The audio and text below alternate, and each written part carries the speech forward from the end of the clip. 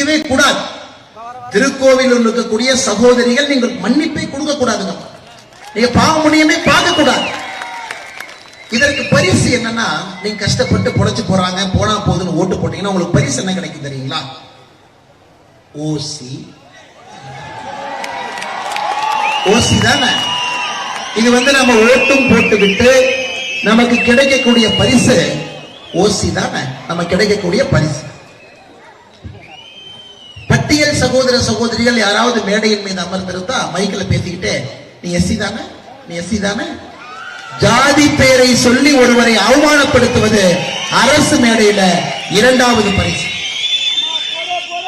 நீங்க யாராச்சும் அவரை பிடிச்ச, அண்ணே திட்டமே வரலன்னு ஏனே அப்படி பண்றீங்க, நல்ல வேலை செய்ய நீங்க தைரியமா கேட்டா அப்படியே வாக்களிச்சு கிழிச்சிட்டீங்க அப்படின்பா. இது மூன்றாவது பரிசு. ஆளுநர் ஐயாவை பார்த்து போயா அப்படிம்பாரு.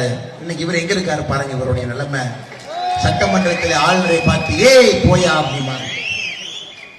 எதிர்கட்சி யாராச்சும் என்னை மாதிரி ஆட்கள் பேசினா ஏய் நீ சும்மா உட்காரு அப்படிம்பாரு. ஐயா, அடிப்படையிலே தரம் இல்லை, அடிப்படையிலே பண்பு இல்லை, அடிப்படையிலே பாசம் இல்லை, அடிப்படையிலே கருணை இல்லை, அடிப்படையிலே அன்பு இல்லை, அடிப்படையிலே ஏக்கம் இல்லை, அடிப்படையிலே உங்களுடைய கண்ணீருக்கு கொடுக்க வேண்டிய வழி கொடுக்க தெரியவில்லை.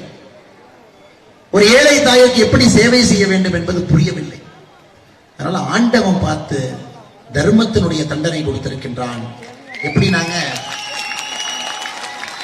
இன்னைக்கு மாநில அரசு உங்க கட்டுப்பாட்டில் ஸ்பீக்கர், சட்டப்பேரவையினுடைய தலைவராக இருக்கக்கூடிய அந்த ஸ்பீக்கர் ஐயா, இவரை தகுதி நீக்கம் பண்ணிருக்கணும். ஒரு உயர் நீதிமன்றம், உச்ச நீதிமன்றம் ஒரு வழக்கில் தீர்ப்பு கொடுத்த பிறகு சட்டமன்றத்தினுடைய தலைமையாக இருக்கக்கூடிய ஸ்பீக்கர் ஐயா இவரை தகுதி நீக்கம் செய்து திருக்கோவிலூருக்கு எம்எல்ஏ இல்ல, உடனடியாக தேர்தல் வர வேண்டும் என்று ஸ்பீக்கர் சொன்னா சொல்ல மாட்டாங்க. ஏன்னா ஆட்சி அவங்களுக்கு. அதனால இன்னைக்கு பாத்தீங்கன்னா கட்சியில் இருக்காரு ஆனா எம்எல்ஏவா இல்ல, அரசு விழாக்கு போறாரு ஆனா எம்எல்ஏவா இல்ல, கை கட்டி நிக்கிறாரு ஆனா மந்திரியா இல்ல. இப்ப ஏன் அவர் கைது ஆகல? வரும்போது ஒரு பாட்டி கேட்டாங்க, ஏன் தம்பி அவர் ஏன் பிடிச்சி போடல? நான் சொன்னேன், பாட்டி எனக்கு அதுக்கு சம்பந்தம் இல்லை. நான் திமுக அவனுடைய நிறைய பேர் என்னை சம்பந்தப்படுத்தி பேசுறாங்க. அந்த மாதிரி ஆளு. என்னுடைய வேலை ஊழல்வாதிகளை தோல் உரித்து உங்கள் முன்னால் நிறுத்துவதா என்னுடைய வேலை. பாட்டு அதற்கென்று இயக்கங்கள் இருக்கிறது, அதற்கென்று நீதிமன்றங்கள் இருக்கிறது, அவங்க தண்டனை கொடுப்பாங்க.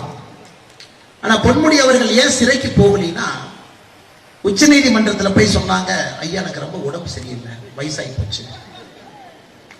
உயர் நீதிமன்றம் 30 நாள் தான் டைம் கொடுத்திருக்கிறாங்க, அதனால என்னை உடனடியாக சிறைக்கு அனுப்பிடாதே. அதனால் உச்ச நீதிமன்றம் என்ன சொல்லுச்சுன்னா, இவருடைய வயதின் அடிப்படையில் நேரம் குறைவாக இருக்கிற காரணத்துல இவர் இன்னைக்கு சிறைக்கு நாங்க அனுப்பணும், அவ்வளவுதான், நிரபராதின்னு சொல்லி.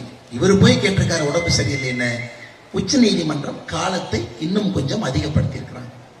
ஆனா உடம்பு சரியில்லைன்னு உச்ச நீதிமன்றத்தில் சொன்னவர், இளைஞரணியினுடைய மாநாடு நடந்துச்சு சேலத்தில். மாநாட்டுக்கு பேரணியா எல்லாம் வர்றாங்க. முதல் ஆளா நம்ம அண்ணன் கிடைக்கிறார். என்ன கோஷம் போட்டாலும் எழுதி இருக்கு பாருங்க, வாழ்க வாழ்க வாழ்கவே உதயநிதி வாழ்கவே அண்ணன் முதல்ல. உச்ச நீதிமன்றத்துக்கு முன்னாடி சென்று என்னால முடியலண்ணே, கொஞ்சம் பார்த்து என்னை ஒரு கொஞ்ச நாளைக்கு அனுப்பாம பாருங்க, நான் பேசாம வீட்டில் இருந்துக்கிறேன்னு டைம் அதிகப்படுத்தி எக்ஸ்டென்ஷன் வாங்கிட்டு வந்தவர் சேலம் இளைஞரணி மாநாட்டில் முதல் ஆளாக அந்த பேரணியில வாழ்க வாழ்க வாழ்கவே உதயநிதி வாழ்கவேன்னு பாடிட்டு இருக்கார். எப்படி பாருங்க, எப்படி மனிதர்கள் ஏமாற்றிக் கொண்டிருக்கின்றார்கள், எப்படி சுத்தி கொண்டிருக்கின்றார்கள், நீங்க பாருங்க.